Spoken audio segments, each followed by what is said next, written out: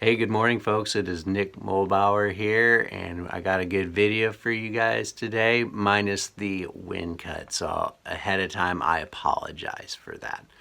We got some good fish catches in there, some good wintertime bass, and an extra fish in there that kind of sealed the deal for the day, so that was kind of fun. But what I want to do is I want to encourage you guys to stick around till the end after all the good fish catches. And I'm gonna break down the bite, because it was a bite I've not experienced before, and how the bass was picking it up. So at the end of the video, check it out and we'll talk about what that bass bite was like. So stick around.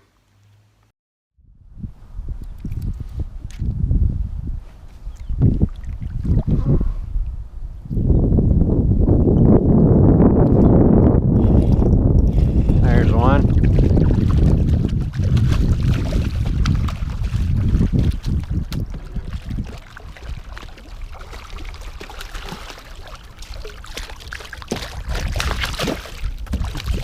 Oh, if he lets me get him in.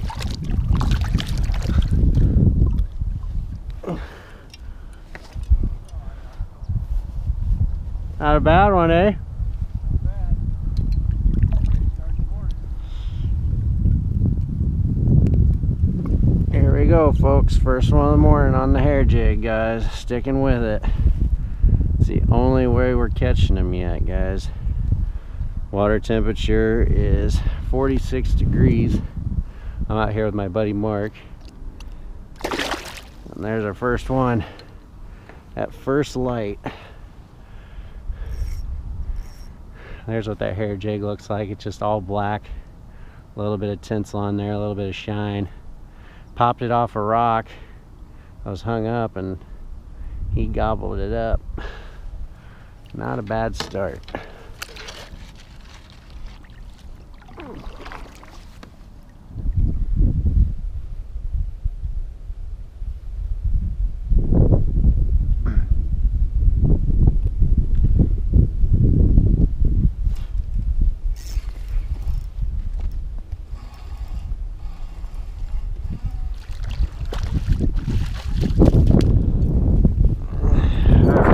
Folks, bass number 2 this morning.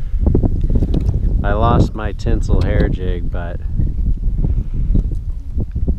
I do have a little tiny 1/8 ounce jig head and a little bit of hair. I found this actually at an antique store.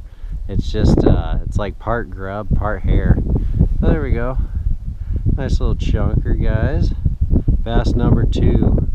And they are just so lethargic. I'm dragging bottom and just kind of popping it off rocks.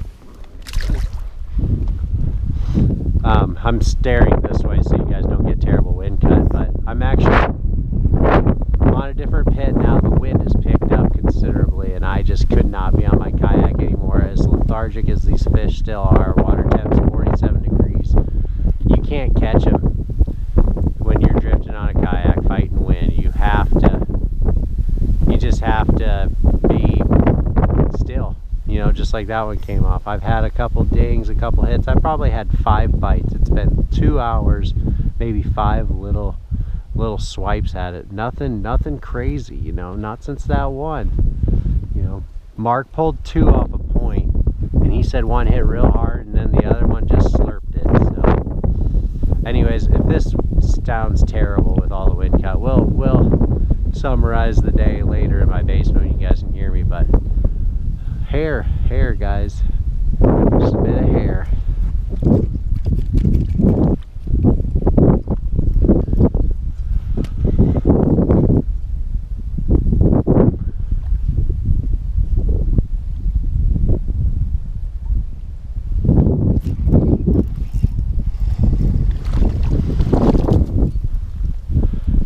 Hey, now we're laying into them, guys. I think we're figuring them out here. Whew! Look how bent out that hook was. They're biting it when I'm popping it off of snags on that hair jig, guys.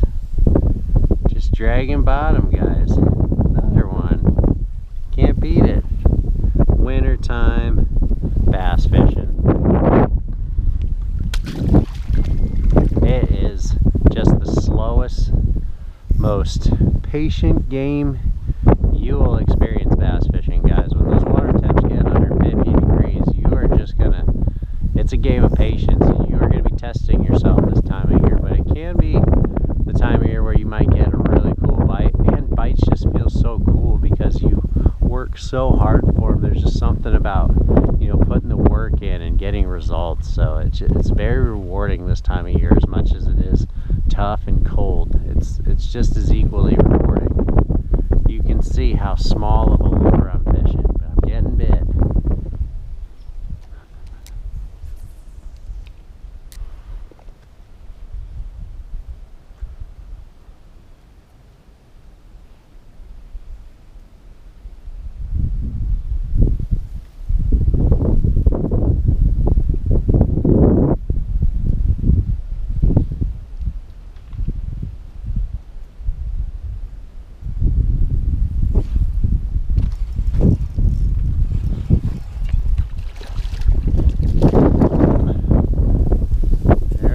Folks, bass number 4. We are working our butts off for these fish, guys. This is the hardest I've ever worked for fish, guys. Right there, there's another one. You know, it is just a different kind of bite, guys. These fish may look insignificant, but this is the toughest fishing I've done. This is just so hard. Before it ices over, you're basically, you know, getting yourself ready for ice fishing, you know, using tiny jigs. It's just a different kind of fishing, guys. It is the lightest bite. It's so hard. I don't even know how to put it into words, how complicated it is. I'm basically using a crappie jig, throwing it out there, letting it go to bottom, and just bouncing it over rocks. And they're just picking it up so lightly. Just such a light bite. You don't even know it's there.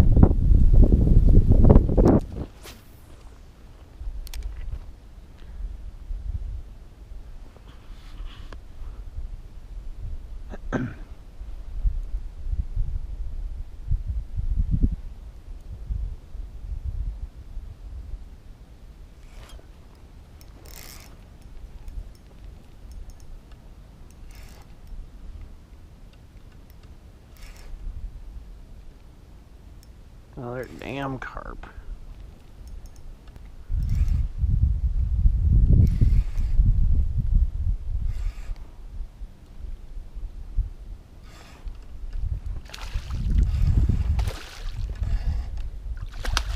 Oh, it's a sheephead. Damn, I haven't caught one of these in a while. In the mouth. Big sheephead. I love these fish, they're so pretty.